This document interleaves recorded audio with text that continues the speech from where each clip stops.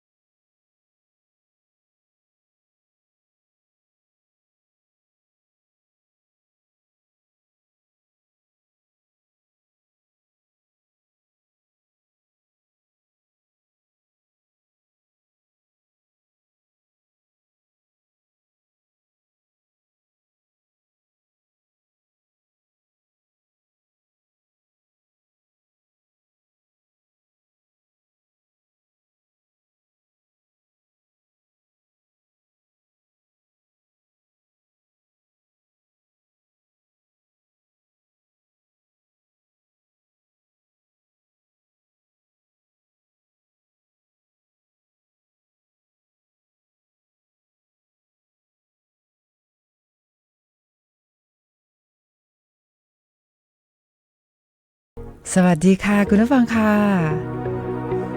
ยินดีต้อนรับคุณผู้ฟังทุกท่านนะคะเข้าสู่ในช่วงเวลาของรายการวิทยุจราจรเพื่อชุมชนโดยตำ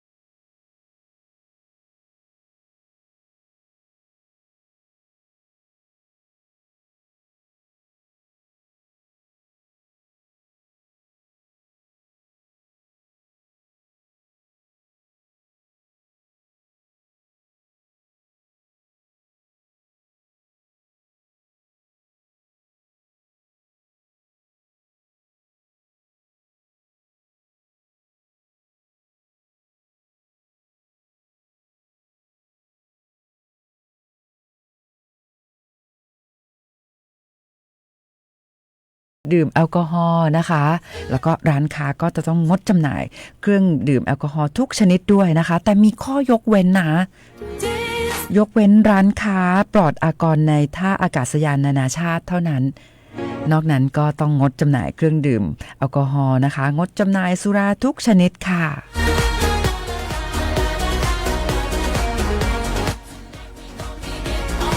แล้วก็นอกจากวันนี้นะคะจะเป็นวันสำคัญทางพระพุทธศาสนาเป็นวันออกพรรษาแล้วนะคะก็ยังเป็นวันสำคัญอีก1วันนะคะเนื่องจากว่าวันนี้เนี่ยนะคะเป็นวันตำรวจค่ะเดิมทีนะคะพูดถึงวันตำรวจเนี่ยนะคะจะตรงกับวันที่13ตุลาคมนะคะแต่ว่าตอนนี้นะคะเรากำหนดให้วันที่17ตุลาคมของทุกๆปีเป็นวันตำรวจค่ะ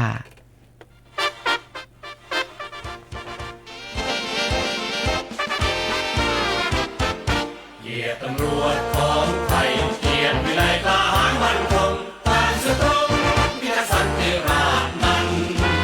ถึงตัวจะตายก็ช่างมันไม่เคยคำนึงทุกชีวันเขาประทันเราร้ายเพื่อประชาเกียรติตำรวจของไทยเกียรติวิไลทหารมั่นคงตามสตรงพิทักษ์สันติราษฎร์นั้นถึงตัวจะตายก็ช่างมันคุณผู้ฟังค่ะวันนี้วันตำรวจค่ะวันนี้นะคะทางรายการก็จะมีกิจกรรมให้คุณผู้ฟังได้ร่วมสนุกในรายการด้วยถ้าหากว่าคุณผู้ฟังนะคะเดี๋ยวเราจะมีคำถามคุณผู้ฟังนะคะคุณผู้ฟังโทรศัพท์เข้ามาตอบคำถามผู้ที่ตอบคำถามถูกนะคะวันนี้เราก็จะมอบของขวัญนะคะของรางวัลเป็นแก้ว Starbucks นะคะให้กับคุณผู้ฟังด้วยรางวัลละ650 บาทเลยค่ะวันนี้นะคะเนื่องจากว่าเป็นหน่วยงานตำรวจภูธรภาค5ก็ขอมอบรางวัลทั้งหมด5รางวัลนะคะก็จะมีคำถาม5คำถามที่มาถามคุณผู้ฟังในวันนี้แล้วก็เดี๋ยวเราก็จะเปิดสายให้คุณผู้ฟังนะคะได้ร่วมสนุกในรายการด้วยค่ะตำรวจไทยช่วยประชาไม่ว่าหนใดเป็นมิตรด้วยดวงจิตสดใสเราอยู่ในประชาอุ่นใจวันนี้นะคะต ตำรวจภูธรภาค 5ก็จัดให้มีพิธีทางศาสนา แล้วก็พิธีอ่านสารของท่านผู้บัญชาการตำรวจแห่งชาตินะคะซึ่งเนื่องจากว่าบริเวณอาคารที่ทำการของตำรวจภูธรภาค 5เนี่ยนะคะเรายังคงอยู่ระหว่างในขั้นตอนของการทำความสะอาดนะคะเนื่องจากว่าในช่วงน้ำท่วมที่ผ่านมาก็ตำรวจภูธรภาค 5นะคะก็เป็นอีกหนึ่งหน่วยงานที่ได้รับผลกระทบนะคะโอ้โหน้ำก็ท่วมนะคะแล้วก็ในเรื่องของพอน้ำลดแล้วเนี่ยก็มีในเรื่องของโคลนค่ะหนามากๆเลยนะคะตอนนี้ก็ร่วมกันทำความสะอาดก็ถือว่าประมาณสัก85% ละนะคะ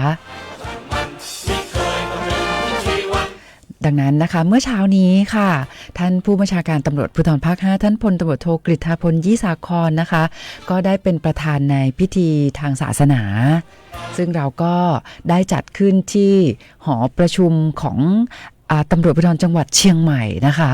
ก็เลยต้องไปใช้สถานที่ของตำรวจภูธรจังหวัดเชียงใหม่ในการจัดพิธีทางศาสนาแล้วก็พิธีอ่านสารของท่านพลตำรวจเอกกิตตรัตน์พันเพชรนะคะผู้บัญชาการตำรวจแห่งชาติค่ะชีวิตของเราเข้าแลกมาเพื่อให้ประชาดำรงสุขสถาพรชัยเกิดมาแล้วต้องตายชาติชายเอาไว้ลายตำรวจไทยพูดถึงวันตำรวจนะคะที่สำนักงานตำรวจแห่งชาตินะคะ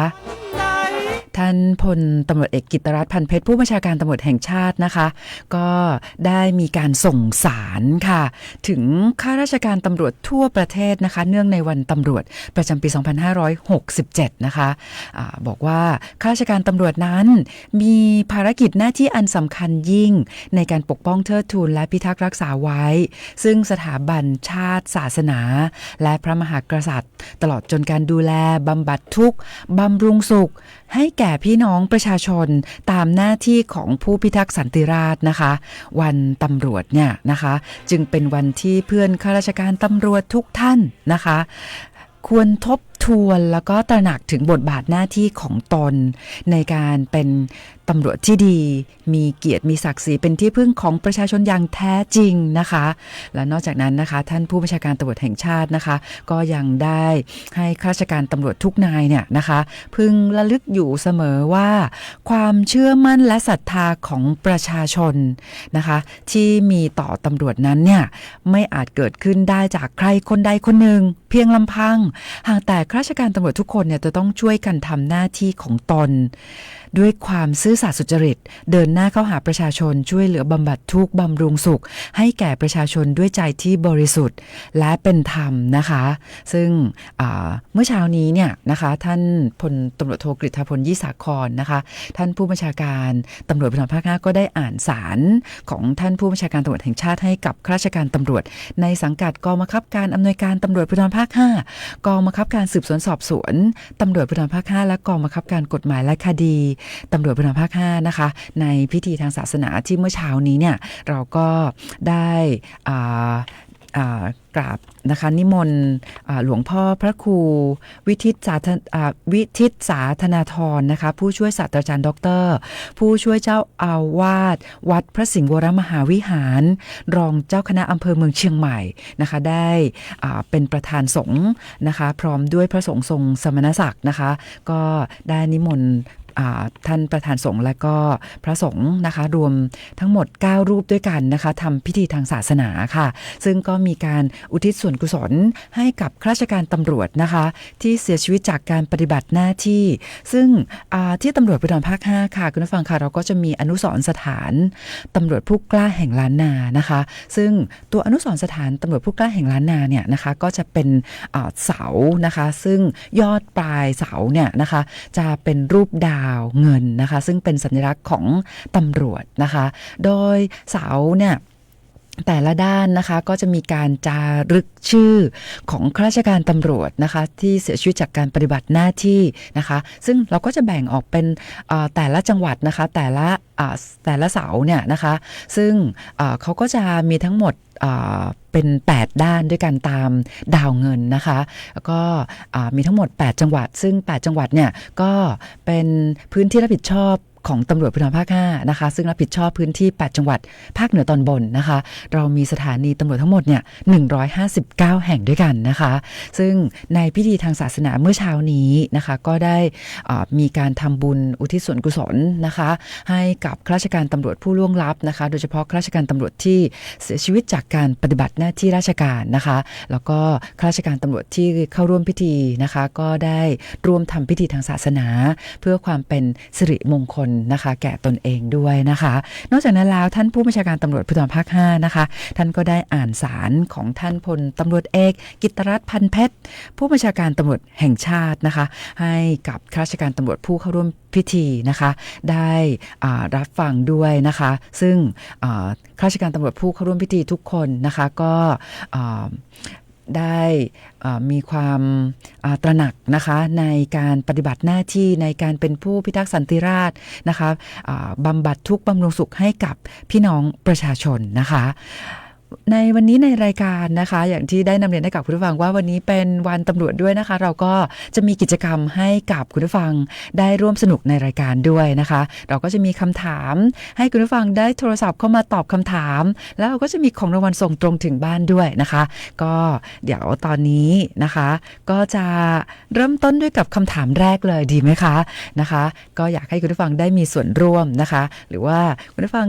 อยากจะฝากอะไรถึงเจ้าหน้าที่ตำรวจนะคะให้กำลังใจนะคะหรือว่าให้คำแนะนำนะคะก็สามารถทำได้นะคะเดี๋ยวเราจะเปิดสายให้กับคุณผู้ฟังนะคะที่หมายเลขโทรศัพท์นะคะ053-276-793นะคะก็คำถามแรกนะคะที่จะให้คุณผู้ฟังได้ร่วมสนุกในรายการในวันนี้เลยนะคะก็จะถามคำถามแรกเลยว่าท่านผู้บัญชาการตำรวจแห่งชาตินะคะคนปัจจุบันชื่ออะไรนะคะถ้าคุณผู้ฟังท่านไหนที่ตอบได้นะคะโทรศัพท์เข้ามาได้เลยนะคะที่053-276-793นะคะเราจะมีของรางวัลส่งตรงถึงบ้านให้สำหรับคุณผู้ฟังที่ตอบคำถามถูกวันนี้เรามีทั้งหมด5คำถามด้วยกันนะคะก็จะเปิดสายให้กับคุณผู้ฟังนะคะก็แต่ละสายแต่ละคำถามก็จะแตกต่างกันนะคะตอนนี้มารับสายแรกจากคุณผู้ฟังกันก่อนเลยนะคะสวัสดีค่ะสวัสดีค่ะสวัสดีค่ะอยากให้แนะนำตัวเองก่อนเลยค่ะสิริพันธ์สมบูรณ์ค่ะคุณสิริพันธ์นะคะยินดีต้อนรับมากๆเลยคุณสิริพันธ์ค่ะวันนี้วันตำรวจค่ะก็เลยมีกิจกรรมให้กับคุณผู้ฟังได้ร่วมสนุกในรายการด้วยนะคะคำถามแรกที่เราถามแล้วก็คุณสิริพันธ์โทรเข้ามาถามว่าอยากทราบชื่อนามสกุลของท่านผู้บัญชาการตำรวจแห่งชาติคนปัจจุบันค่ะพลกิตติรัตน์พันเพชรค่ะพลตำรวจตรัตน์พันเพชรค่ะพลตำรวจเอกกิตติรัตน์พันเพชรใช่ไหมคะใช่ค่ะคุณสิริพันธ์คะแล้วท่านพอจะทราบไหมคะว่าท่านเป็นผู้บัญชาการตำรวจแห่งชาติคนที่เท่าไหร่ทราบไหมคะทราบค่ะ คนที่เท่าไหร่คะอันนี้ตกเลยค่ะคนที่15ค่ะแต่ว่าจริงๆแล้วคำถามก็คือถามชื่อนามสกุลนะคะซึ่งคุณสิริพันธ์ก็ตอบถูกนะคะก็ยินดีมากๆเลยนะคะที่คุณสิริพันธ์ร่วมสนุกในรายการกับเราในวันนี้นะคะคุณสิริพันธ์มีอะไรอยากจะบอกให้กับทางเจ้าหน้าที่ตำรวจไหมคะวันนี้วันตำรวจค่ะจริงๆก็ชื่นชมอยู่นะคะค่ะแต่ทำงานเหนื่อยค่ะชอบคนจัดรายการด้วยขอบพระคุณมากค่ะก็วันนี้วันตำรวจนะคะแต่ว่าที่ตำรวจภูธรภาค5เนี่ยเราตอนที่น้ำท่วมทั้งรอบแรกแล้วก็รอบ2นะคะก็ตอนแรกก็รอบแรกทำความสะอาดเสร็จแล้วปรากฏว่ามารอบ2คราวนี้หนักกว่าเดิมก็เลยทำให้สถานที่ไม่พร้อมวันนี้ก็เลยไปจัดพิธีวันตำรวจเนี่ยที่ตำรวจภูธรจังหวัดเชียงใหม่นะคะก็ขอบคุณสิริพันธ์มากๆเลยนะคะที่ให้กำลังใจเจ้าหน้าที่ตำรวจนะคะซึ่งจริงๆแล้วเนี่ยในช่องทางการติดต่อ กับทางตำรวจภูธรภาค5นะคะเราก็มีช่องทางไลน์ด้วยนะคะมีไลน์ Official ของตำรวจภูธรภาค5ดังนั้นถ้าหากว่าคุณผู้ฟังพี่น้องประชาชนนะคะต้องการที่จะติดต่อกับตำรวจภูธรภาค5ผ่านแอปพลิเคชัน LINE เนี่ยก็สามารถเข้าไปในแอปพลิเคชัน LINE แล้วก็เพิ่มเพื่อนนะคะพิมพ์ ID ตัว A ตามด้วยอักษรภาษาอังกฤษว่า police 5นะคะ POLICE แล้วก็ตามด้วยเลข5นะคะคุณสิริพันธ์อย่าลืมแอดเป็นเพื่อนกับตำรวจภูธรภาค5ด้วยนะคะขออีกรอบหนึ่ง โอเคค่ะตัว ID นะคะก็คือเข้าไปในแอปพลิเคชัน LINE ค่ะแล้วก็ไปเพิ่มเพื่อนนะคะพิมพ์ ID นะคะตัว A ก่อนนะคะตัว A แล้วก็ตามด้วยอักษรภาษาอังกฤษว่า police ที่แปลว่าตำรวจค่ะ POLICE นะคะตามด้วยเลข5เป็นตัวเลขอาราบิกนะคะ @police 5แค่นี้นะคะเราก็จะเป็นเพื่อนทางไลน์กันนะคะหากว่าคุณผู้ฟังพี่น้องประชาชนคุณสิริพันธ์นะคะมีข้อมูลเบาะแสในเรื่องของอาชญากรรมต่างๆมีคำแนะนำให้กับทางตำรวจหรือว่ามีเรื่องขอความช่วยเหลือขอความเป็นธรรมสามารถส่งผ่านช่องทางดังกล่าวได้เลยค่ะเดี๋ยวจะแอดเพื่อนแก่แล้วนะคะ64แล้ว โอ้ยินดีค่ะวันนี้ขอบคุณคุณสิริพันธ์มากๆเลยนะคะเดี๋ยวรบกวนให้เบอร์โทรหลังไมค์กับผู้กองสุภัทรไว้เลยนะคะค่ะขอบคุณค่ะสวัสดีค่ะสวัสดีค่ะคุณผู้ฟังค่ะคำถามแรกนะคะถามไปแล้วคุณสิริพันธ์ก็ตอบถูกต้องนะคะสำหรับคำถามแรกที่เราถามคุณผู้ฟังให้คุณผู้ฟังได้ร่วมสนุกในรายการกับเราวันนี้นะคะก็คำถามแรกถามว่าขอทราบชื่อนะคะท่านผู้บัญชาการตำรวจแห่งชาติคนปัจจุบันคนที่15นะคะคุณสิริพันธ์ก็ตอบถูกต้องนะคะท่าน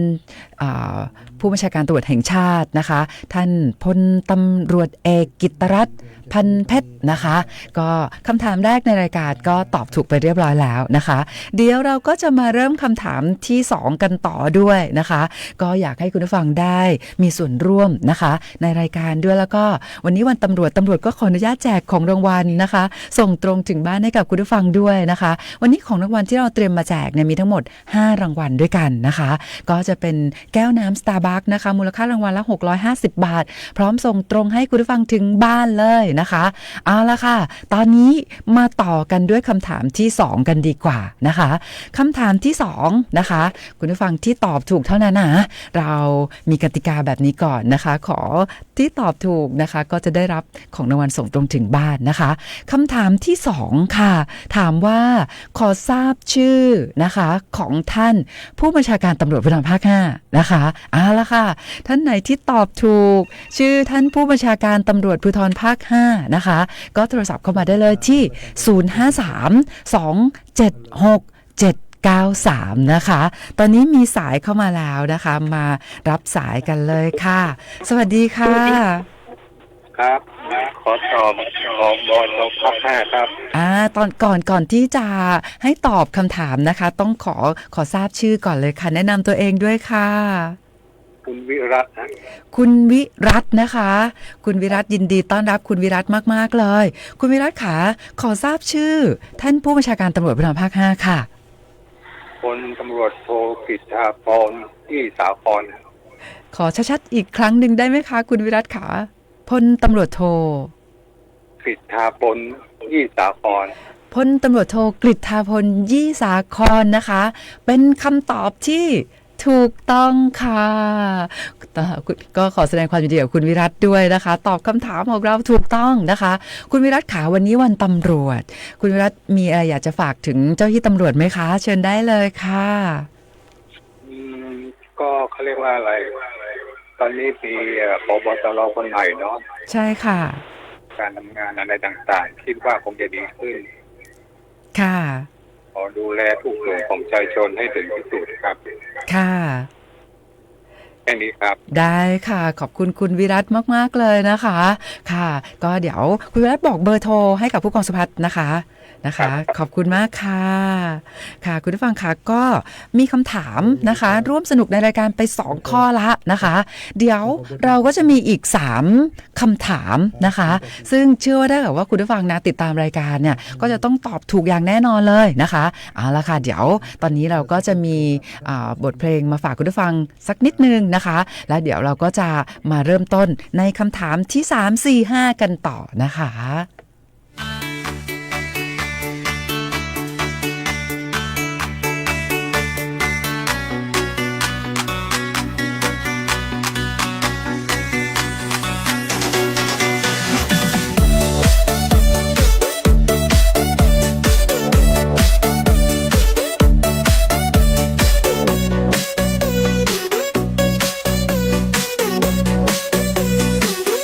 Feel the rhythm in my feet. Get up on your feet and move. Shake the world beneath your shoes. Feel so free to walk and groove. Lights are flashing in the dark. Let the music drive your soul. Move without a single fear. Lose yourself in every role. Move without limits, feel the beat. Dance around the city streets. Let the music set you free. Move with passion endlessly.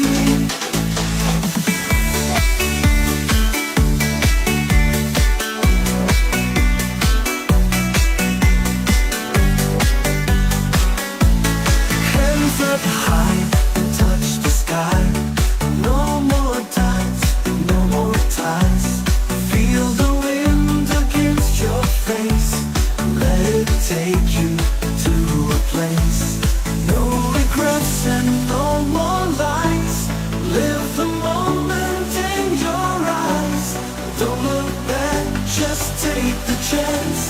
Let your heart beat with the dance. Move without limits, feel the beat. Dance around down the city streets. Let the music set you free. Move with passion endlessly.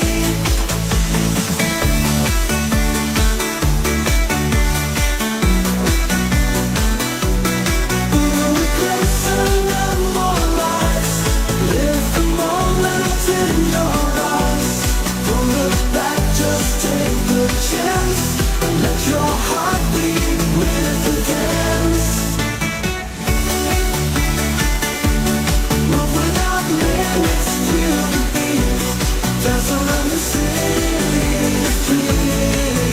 streets. Let the music set you free. Move with passion endlessly. เอาละค่ะคุณผู้ฟังค่ะกับกิจกรรมค่ะ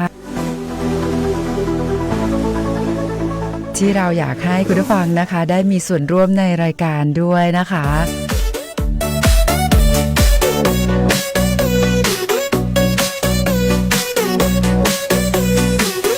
Feel the rhythm in my feet. Get up on your feet and move. เดี๋ยวเราก็จะมีคำถามนะคะอีก3คำถามค่ะ ให้คุณผู้ฟังได้ร่วมสนุกในรายการนะคะ และหลังจากนั้นเราก็จะมีการต่อสายโทรศัพท์ ให้กับท่านสารวัตรศักดานะคะได้รายงานในเรื่องของสภาพการจราจรด้วยนะคะ Lose yourself in every road. เอาละค่ะคุณผู้ฟังคะสำหรับคำถามข้อที่3นะคะ Limits, feel the beat. คุณผู้ฟังคะขอทราบว่า City ID นะคะที่เราจะเพิ่มเพื่อนเป็นเพื่อนกับ Line Official ของตำรวจภูธรภาค 5 อยากทราบว่า ID อะไรค่ะ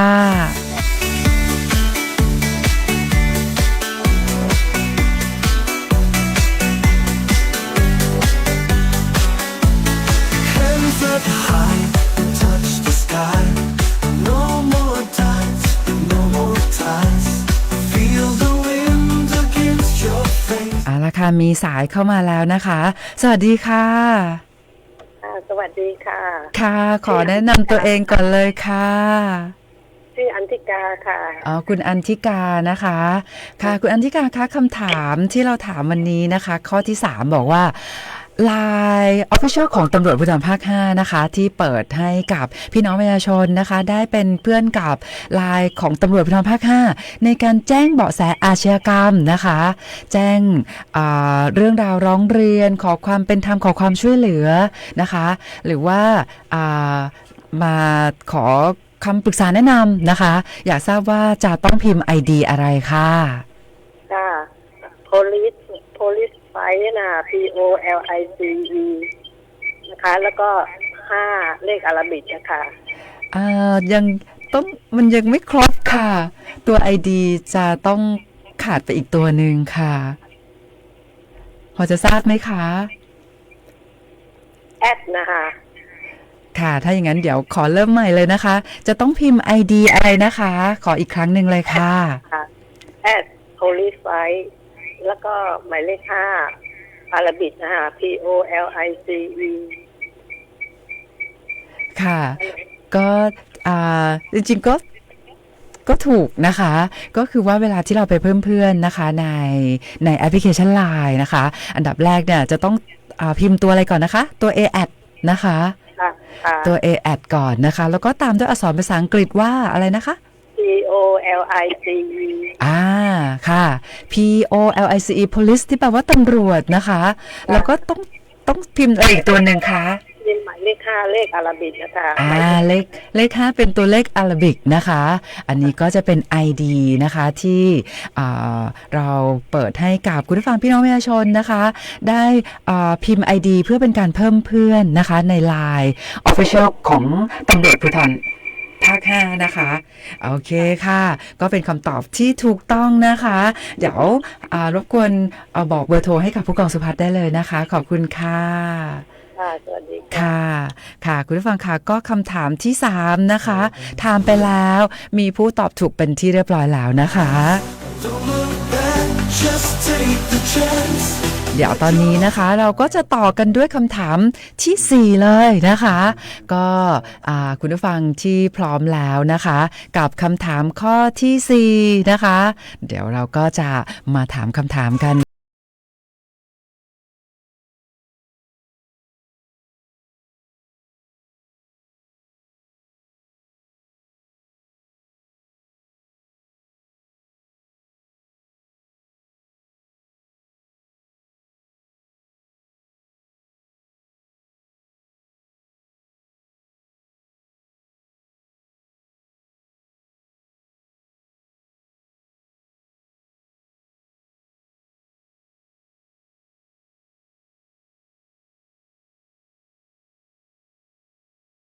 มาต่อกันด้วยคำถามข้อที่ 4 กันเลยนะคะ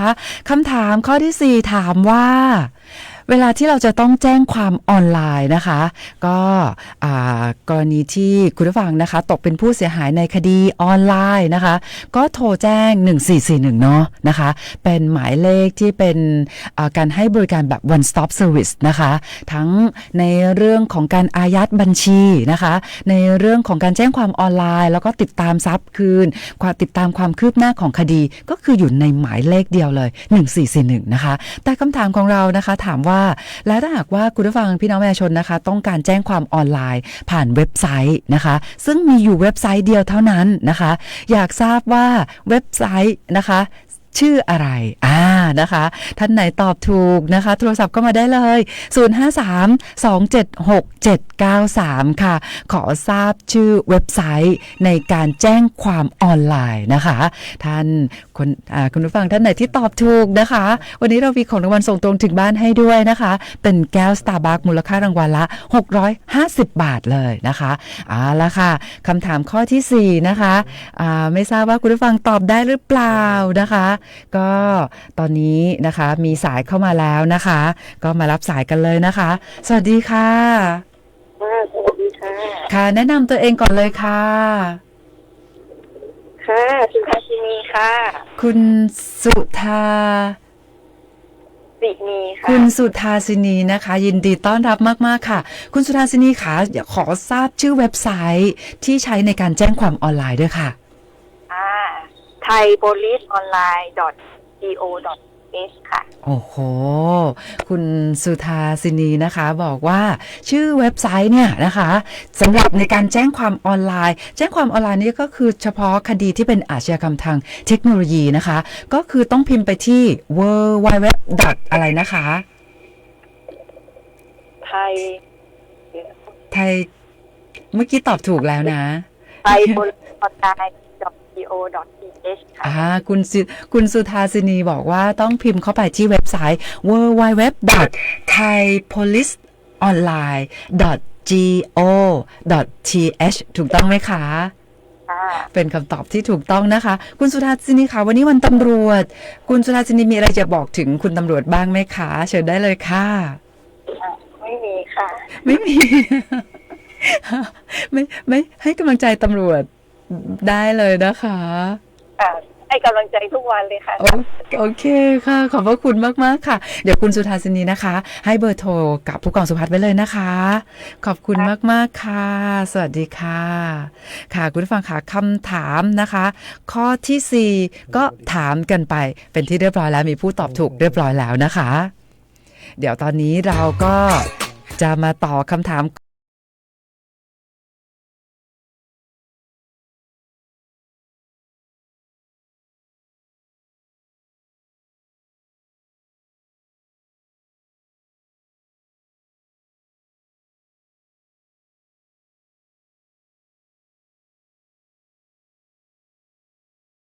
ค่ะมาถึงคำถามข้อที่ 5 ข้อสุดท้ายแล้วนะคะ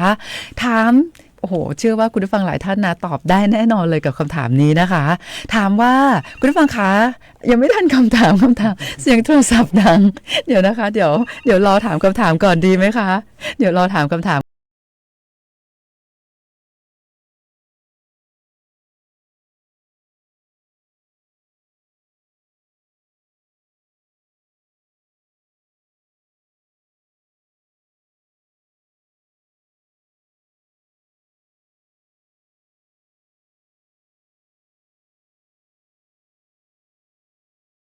76793นะคะรอรับสายจากคุณผู้ฟังนะคะกับการตอบคำถามสุดท้ายของรายการในวันนี้นะคะ ก็มารับสายกันเลยค่ะสวัสดีค่ะ ครับผม แนะนำตัวเองก่อนเลยค่ะ ครับบุญศรีครับ คุณบุญศรียินดีต้อนรับคุณบุญศรีมากๆค่ะคุณบุญศรีค่ะคำถามข้อที่ 5 นี้แบบง่ายมากๆเลยเนาะง่ายไหมคะ ก็พอจะง่ายอยู่ครับ คุณบุญศรีบอกว่าพอจะง่ายอยู่นะคุณบุญศรีคะเวลาเหตุด่วนเหตุร้ายค่ะนะคะ มีเรื่องขอความช่วยเหลือเราต้องโทรศัพท์ไปที่สายด่วนหมายเลข 191 ครับ 191นะคะคำถาม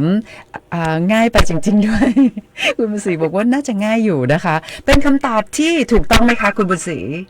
ครับ ถูกต้องเนาะ191เดี๋ยวถามคุณบุญศรีก่อนคุณบุญศรีเคยโทรไปที่191ไหมคะ ก็เคยโทรอยู่ครับพอดีผมวิ่งรถแดงอยู่ก็มีเหตุอะไรกลางถนนก็แจ้งไปอยู่ครับ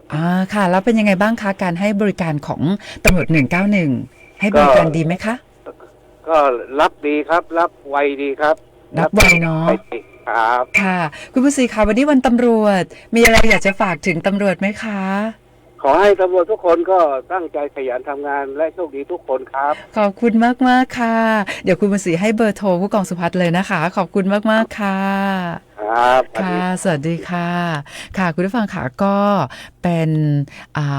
การจัดกิจกรรมสนุกๆในรายการวันนี้นะคะเนื่องในวันตำรวจนะคะเราก็อยากจะบอกคุณผู้ฟังนะคะว่าเจ้าที่ตำรวจทุกคนนะคะก็พร้อมที่จะให้บริการพี่น้องประชาชนนะคะอย่างเต็มที่นะคะแล้วก็ในเรื่องของการแจ้งเหตุด่วนเหตุร้ายนะคะกับสายด่วน191เนี่ยนะคะต้องนำเรียนแบบนี้เลยว่าเรามีคู่สายเพียงพอนะคะแล้วก็พร้อมที่จะรับสายจากคุณผู้ฟังนะคะตลอดเวลา24ชั่วโมงจากพี่น้องประชาชนนะคะตอนนี้เราก็จะต่อสายโทรศัพท์นะคะไปหาสวัสดิ์ศักดากันก่อนนะคะว่าในช่วงเวลาช่วงนี้นะคะในเรื่องของสภาพการจราจรเป็นอย่างไรบ้างนะคะเดี๋ยวตอนนี้ต่อสายหาสวัสดิ์ศักดานิดนึงนะคะคุณผู้ฟังค่ะวันนี้นะคะก็ต้องขอบคุณคุณผู้ฟังทุกท่านเลยนะคะที่ให้เกียรติติดตามรับฟังรายการนะคะไม่ว่าจะผ่านคลื่นความถี่ FM 93.5 93.25 เมกะเฮิรตซ์ 98.0 เมกะเฮิรตซ์นะคะ แล้วก็คุณผู้ฟังที่ร่วมรับฟังรายการนะคะ ผ่านเพจสวทเชียงใหม่ PRD ด้วยต้อนรับคุณพงศักดิ์กทมคุณสิริพรเชียงใหม่คุณสุรินทร์จากนครศรีธรรมราชแล้วก็คุณผู้ฟังทุกท่านเลยนะคะ ตอนนี้นะคะมาพูดคุยกับท่านสารวัตรศักดากันดีกว่าค่ะสวัสดีค่ะสวัสดีครับสวัสดีพี่ต้อมสวัสดีคุณผู้ฟังครับสวัสดีวันตำรวจนะคะ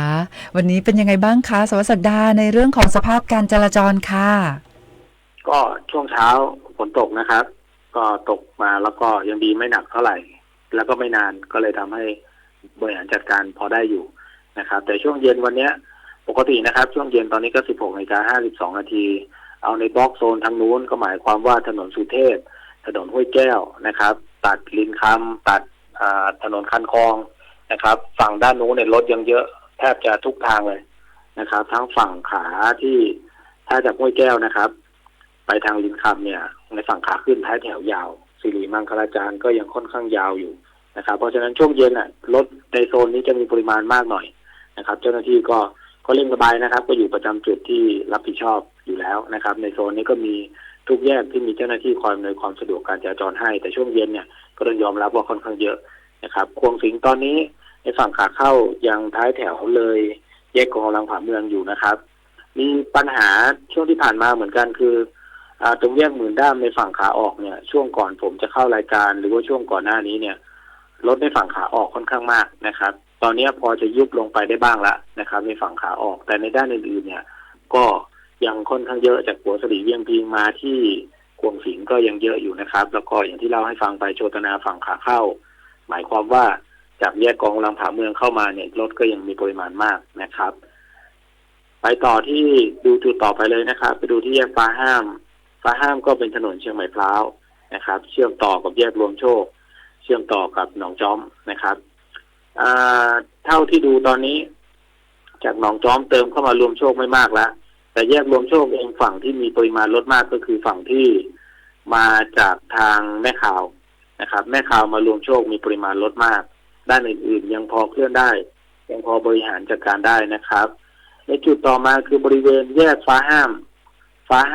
ฝั่งที่มาจากศาลเด็กยังมีปริมาณรถค่อนข้างมากนะครับแล้วก็ในฝั่งที่จากรวมโชคมาฟ้าห้าม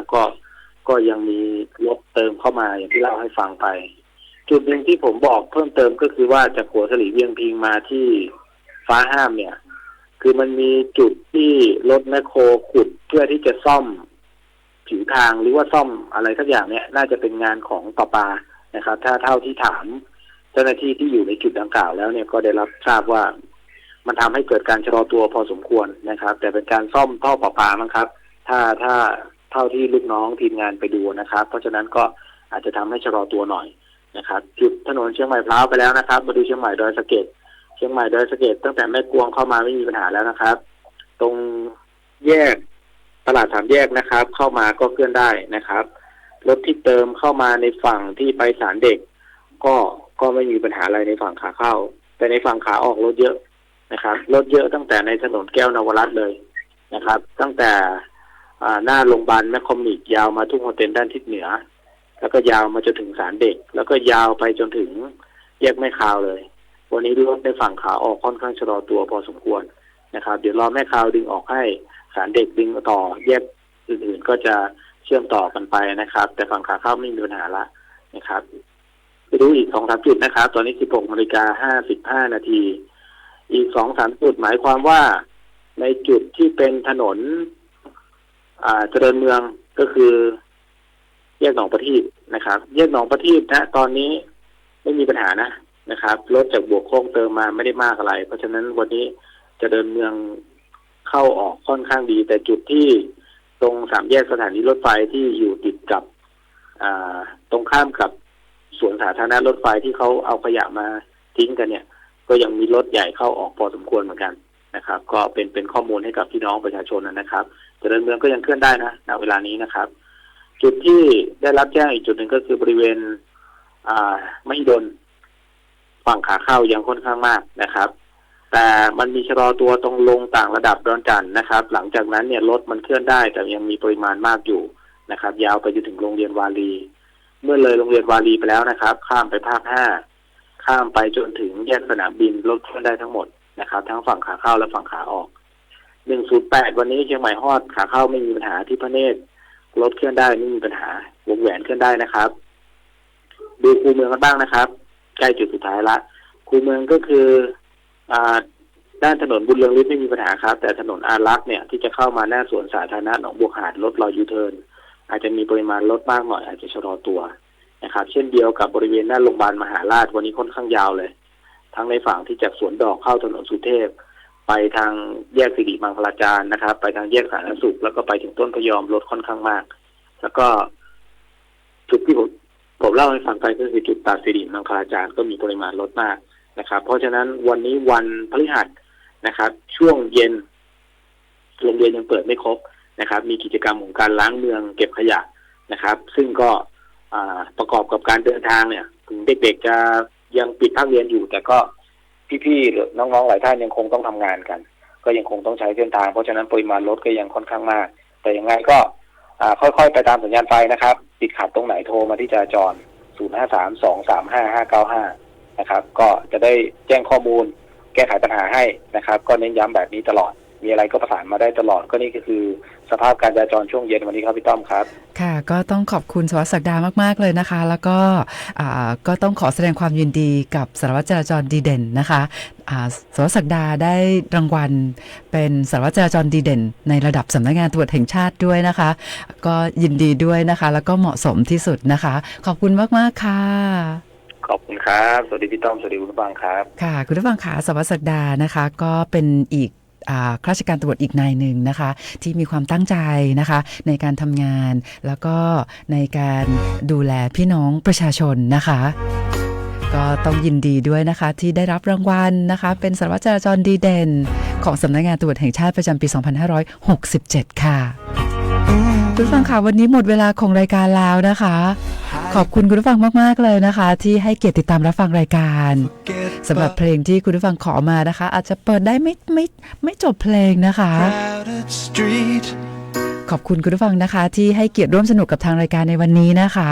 แล้วก็เตรียมรอรับของรางวัลส่งตรงถึงบ้านจากทางรายการค่ะวันนี้นะคะหากว่าตอนนี้คุณผู้ฟังขับรถอยู่ก็ต้องขับรถด้วยความระมัดระวังด้วยนะคะสำหรับผู้ที่ขับขี่รถจักรยานยนต์อย่าลืมในเรื่องของการสวมหมวกนิรภัยแล้วก็ในเมืองเนี่ยอาจจะยังคงมีฝุ่นนะคะอย่าลืมในเรื่องของการสวมหน้ากากอนามัยด้วยค่ะวันนี้ขอบคุณนะคะขอบคุณทุกท่านเลยนะคะพรุ่งนี้เราจะกลับมาพบกับคุณผู้ฟังใหม่แล้วก็มีกิจกรรมมีของรางวัลมาแจกด้วยนะคะสำหรับวันนี้ลาไปก่อนนะคะสวัสดีค่ะ